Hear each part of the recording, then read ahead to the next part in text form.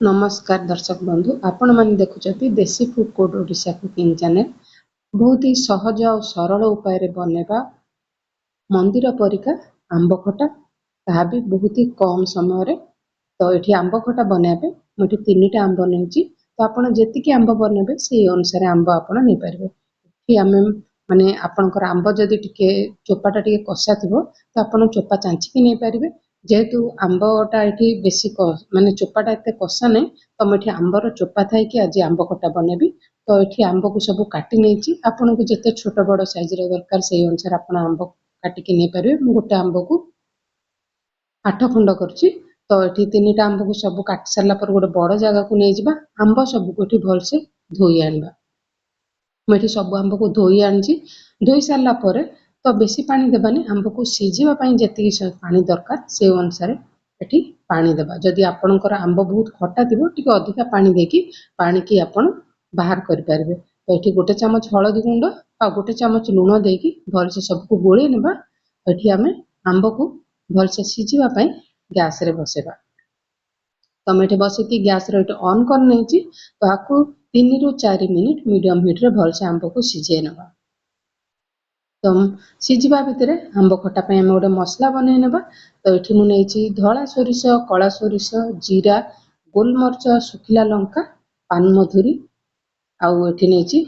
कटा नड़िया आउ अदा आपण चाहिए आंब को कोरेकी भी पकई पारे किंतु क्या पसंद नहीं आंब कोरा पाटे बाजिले तो आप एमती आंब को काटिकी मसला सहित देके आप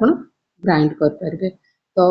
जेहेतु नड़िया पड़ी मसला को टिके अधिका पानी दरकार तो पानी देकी चिकन को मसला को चिकन करके ग्राइंड कर आनिबा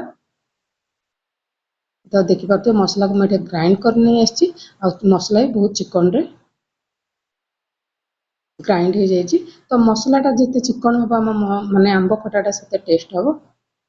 तो ये मुझे कड़े नहीं कड़े मुझे रिफाइन तेल देती आप चाहिए घीरे भी बनई पारे तो ये तेल तातीला पर अल्प हेंगु देती अध चामच पंच फुटण देती 2टा सुखिला लंका देती तो ये फुटण फुटीगला और सुखिला लंका भी भलसे भाजी होगा तो ये फ्रेश भुसुंगा पत्र देती खटार बास्ना भल आसो तो ये कलर पाई मु काश्मीर रेड चिली पाउडर ये गोटे चामच देती आंब खटार भल कलर आसो तो ये गैस रेट लो कर नवा तो माने आम जो लंका गुंड देती ना जली तो जो मसला को आम ग्राइंड करके रखी ये पकई नवा मसला को बेसी समय नहीं 2 ରୁ 3 मिनिट भलसे मसला को आम कषि नवा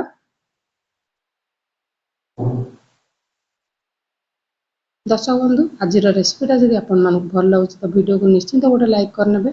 आउ चैनल रे नुआ थे चैनल को सब्सक्राइब करने तो ये अध चामच हलदी गुंड देती ये मु चीनी देती जेहेतु खटा जदि आंब थी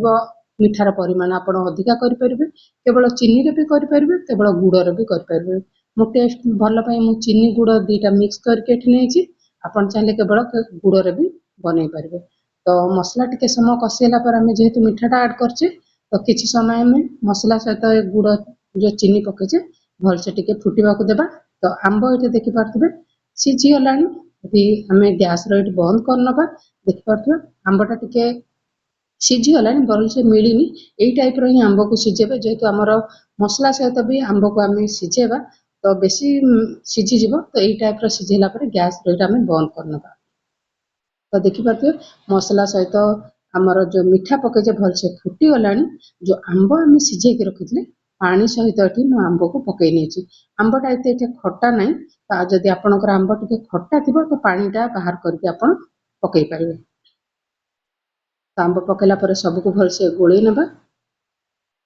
तो थरे एमती आप आंब खटा बनईकी आप फ्रिज रे 5 ରୁ 7 दिन रखिकी खाई पारे जमा भी खराब होनी तो ये माने मीडियम हिट रे 5 ରୁ 7 मिनिट पर देखिपे गैस रेट ये बंद कर नहीं किसी ऊपर कटा धनिया पत्र दे देती पूरा मंदिर परिका टेस्ट लगे थरे एमती आंब खटा आपण मैंने बनातु तो आपणकर आंब खटा केमती बनईला निश्चिंत कमेंट मध्यम कहे फेसबुक पेज रे देखते फॉलो करने को जमारू भूलिए पुणी आसबि गोटे नुआ रेसिपी सहित धन्यवाद।